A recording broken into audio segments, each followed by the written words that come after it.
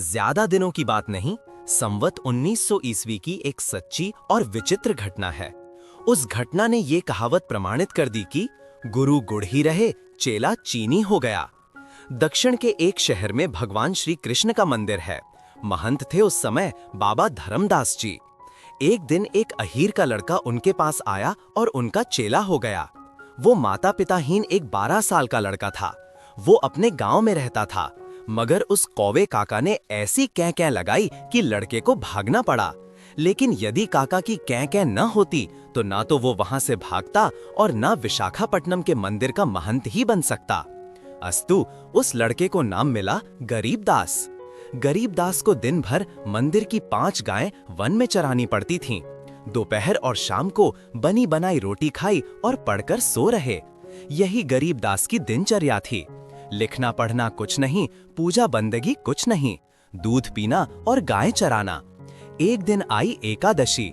महंत जी ने गरीबदास से कहा, आज दोपहर को यहाँ मत आना, मेरा व्रत है, इसलिए भोजन शाम को बनेगा। तुम आधा सेर आटा और 20 आलू लिए जाओ। दोपहर में स्नान करना और वन की कंडी बीन कर आग सुलगाना। पानी से उस जगर को पवित्र कर देना, समझे? जी हाँ। अपने अंगोछे पर आटा गोंदना। मैं तुमको एक लौकी का कमंडल दूंगा, उससे पानी का काम करना, समझे? समझे। आधा आधा पाव के 4 टिक्कर बनाना, फिर आलू भूनना। आज नमक नहीं खाना चाहिए, इसलिए नमक नहीं दूंगा, समझे? समझे। तो अपने आलू भी अपने पास रखिए, समझे? बाबा धर्मदास का तकिया कलाम था, समझे? चेला गरीबदास ने भी वही तकिया कलाम स्वीकार कर लिया। इस हरकत पर बाबा जी नाराज नहीं हुए, किंतु प्रमुदित हुए कि चेला ने एक बात तो सीखी। पागल है क्या? नमकहीन आलू और भी अच्छे लगते हैं, सौंधापन मिलता है, समझे? समझे। जब भोजन बन जाए तब अपने गले का हीरा उतारना, समझे? समझे। हीरा कैसा, समझे? जिस दिन तुझे चेला किया था उस दिन तेरे गले में एक शालग्राम की मूर्ति ताबीज बनाकर बांध दी थी, उसी को हीरा कहते हैं। और वो ताबीज है कहाँ? तेरा गला तो सूना है, समझे? समझे। उतार कर फेंक दिया, समझे? बड़ा गधा है, कहाँ फेंक दिया, समझे? छप्पर में खुरस दिया है, समझे? पूरा उल्लू मालूम पड़ता है, समझे? अबे उसे फेंक क्यों दिया, समझे? गले में पत्थर बांधने से क्या फायदा, समझे? सोते समय कभी कभी वो गले के नीचे आ जाता था तो मालूम पड़ता कि जान गई, समझे? मैं उसे नहीं पहनूंगा, समझे? अरे राम राम, चेला है कि चेला, समझे? ले आओ उसे मेरे पास, समझे? गरीबदास घबरा गया, कहीं वृद्ध साधु उसे उस नाहक पत्थर के लिए पीट न दे। ये सोचकर वो चटपट ताबीज खोज लाया और गुरुजी को दे दिया। देखो बच्चा, तुम अभी नादान हो, समझे? इस कपड़े के भीतर शालग्राम जी की मूर्ति है, समझे? मूर्ति के भीतर गोपाल जी रहते हैं, समझे? वही गोपाल जी कि जिन्होंने वृंदावन में अवतार लिया था, समझे? मेरी ही जाति के थे, अहीर थे, दिन भर गायें चराया करते थे और मुरली बजाया करते थे, समझे? हाँ हाँ वही, समझे? जब भोजन बना लो तब इस ताबीज को गले से उतार कर आगे रख देना और कहना कि गोपाल जी भोग लगाओ, समझे? फिर तुम भोजन करना, समझे? समझे। अच्छा, तो आ हीरा बांध दूं, समझे? हाँ, समझे। कोई हर्ज नहीं है, समझे? समझे। हठ नहीं करना चाहिए, समझे? गले में नहीं बांधूंगा। सोते समय कभी गोपाल जी ने मेरा गला टीप दिया तो चोर आदमी को दूर ही रखना चाहिए। गरीबदास ने अपना दाहिना हाथ आगे बढ़ा दिया। बाबा जी ने वो ताबीज बाजूबंद की तरह बांध दिया। इसके बाद आधा सेर आटा और 20 आलू दिए। आधा पाव गुड़ इसलिए दिया कि बाबा जी उसकी बातों पर खुश हो गए थे। इसके अलावा उसने उनका तकिया कलाम कंठ कर लिया था। फिर एक तुम्बा देकर कहा, जाओ बच्चा, हर एक एकादशी को ऐसा ही करना पड़ेगा, समझे? गायें लेकर गरीबदास ने नदी का रास्ता पकड़ लिया। जब दोपहरी हुई तब गुरुजी के बताए विधान के अनुसार गरीबदास ने 4 टिक्कर बनाए। आलू भूनकर भुर्ता बनाया और चारों पर थोड़ा थोड़ा रख दिया। ढाक के पत्तों से एक पत्तल भी बना ली थी, उसी पर चारों टिक्कर रख दिए और मूर्ति भी रख दी। इसके बाद उसने अपने दोनों हाथ जोड़कर आंखें बंद की, फिर कहा, गोपाल जी भोग लगाओ। आंखें खोलकर गरीबदास ने देखा कि चारों रोटियां ज्यों की त्यों रखी हुई हैं, एक भी कम नहीं हुई, यानी गोपाल जी ने भोग नहीं लगाया। उसने फिर नेत्र बंद किए और वही प्रार्थना की, मगर टिक्करों में कोई कमी न हुई। गरीबदास ने प्रतिज्ञा की कि जब तक गोपाल जी भोग न लगाएंगे तब तक वो भोजन न करेगा। गुरुजी की आज्ञा भी ऐसी थी, ऐसा मुमकिन नहीं कि भोग लग जाए और भोजन में कोई कमी न आए। दोपहर के 11 बजे से गरीबदास की ये हरकत शाम के 4 बजे तक जारी रही। गोपाल जी ने देखा कि गरीबदास वज्रमूर्ख है। गोपाल जी प्रकट हो गए। वे या तो वज्र पंडित के सामने प्रकट होते हैं या वज्रमूर्ख के। बीच वाले यूं ही मुंह उठाए बैठे रहते हैं। अब की बार गरीबदास ने जब नेत्र खोले तो देखा कि एक 12 साल का लड़का बैठा हुआ एक टिक्कर खा रहा है। गोपाल जी, तुम बड़े सुघर हो। जी चाहता है कि चिपट के रह जाऊं, मगर हो कठोर भी बहुत, समझे। मार डाला मुझे भूख से, तब प्रकट हुए, समझे। पहले ही बुलावे में आ जाते तो क्या जात घट जाती, समझे। अब पहले ही बुलावे में आ जाया करूंगा। चटपट एक टिक्कर खत्म करके गोपाल जी खड़े हो गए और बोले, तुम भूखे तो नहीं रह जाओगे? नहीं, एक टिक्कर ज्यादा था, समझे। लेकिन अब की बार मेरे साथ राधा जी भी आएंगी, तुम्हारे लिए 2 ही टिक्कर बचेंगे, समझे। गोपाल जी अंतर्धान हो गए। गरीबदास ने भोजन किया और अपना काम करने लगा। उसकी खुराक आधा सेर की थी। आज वो कुछ भूखा रहा था। फिर एकादशी आई। बाबा जी ने आटा दिया। पहली एकादशी में अकेले ठाकुर जी आए थे, अब की बार ठकुरानी भी साथ आएंगी। पाव भर आटा और दीजिए, समझे। बाबा जी ने सोचा कि भूखा रह गया होगा, इसलिए बकवाद कर रहा है। बेपरवाही के साथ 3 पाव आटा तौल कर दे दिया। आलू भी तौल कर दे दिए।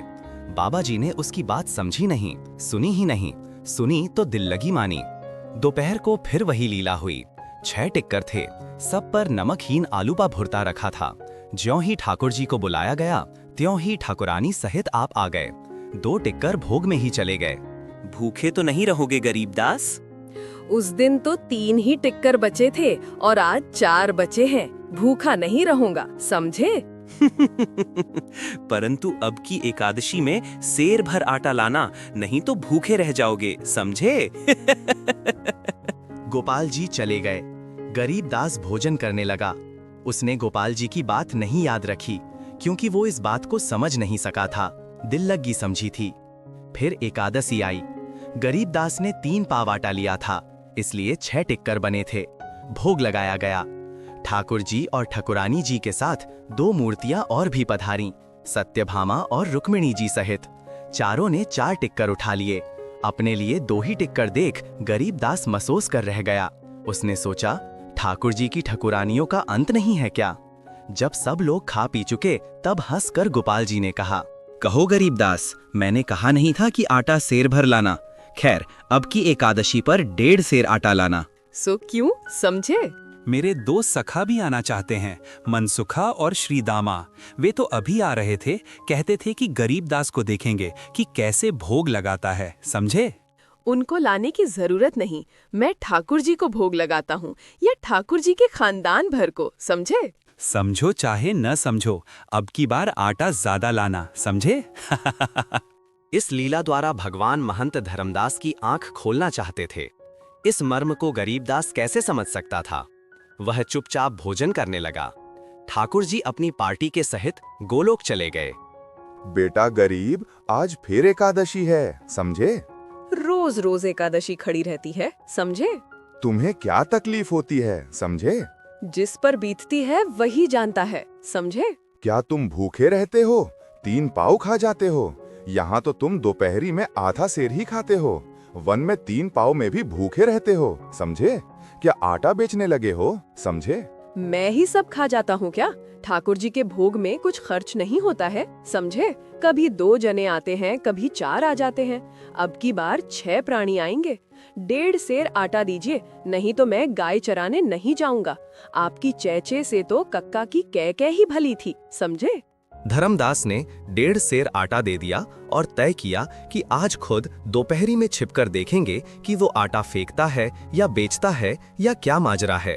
भनभनाता हुआ गरीबदास जंगल की तरफ चला गया। दोपहरी हुई। महंत धर्मदास छिपकर वहां पहुंच गए जहां गरीबदास टिक्कर बना रहा था। एक झाड़ी में पीछे की तरफ बैठ गए। गरीबदास ने 12 टिक्कर बनाए थे। आटा बचाया नहीं था, सब रोटियों पर थोड़ा थोड़ा आलू का भुर्ता रखा था। जरा सा मिठाई भी सबके साथ रख दी गई थी। दोनों हाथ जोड़कर ज्यों ही गरीबदास ने भोग लगाया, त्यों ही ये क्या, धर्मदास ने देखा कि 16,000 रानियों सहित 8 महारानियों सहित 3 सखाओं सहित मुरलीधर प्रकट हुए। सब ने सब रोटियां टुकड़े टुकड़े कर खा डालीं। उस दिन गरीबदास को कुछ भी न बचा। 16 आना एकादशी के सामने देख वह बेचारा अकबका गया। धर्मदास का शरीर पसीने पसीने हो रहा था। भोग या सर्वस भोग लगाकर नटवर तो रासलीला करने लगे। सब लोग नाचने और गाने लगे। मैंने पहले ही कहा था कि चोर आदमी से दूर ही रहना चाहिए, समझे? थोड़ी देर बाद वो परस्तान गायब हो गया, कहीं कुछ नहीं।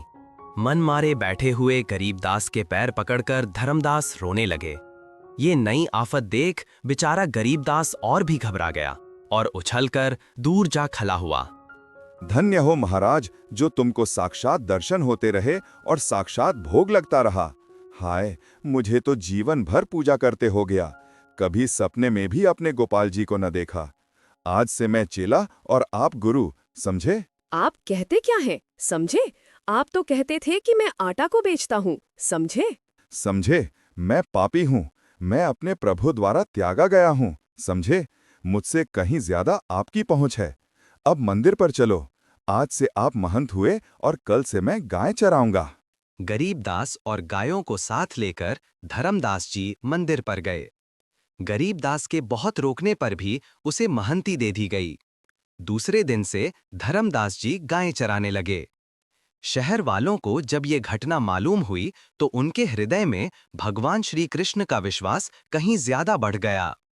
इस घटना पर पब्लिक ने कहा, गुरु गुड़ ही रहे, चेला चीनी हो गया।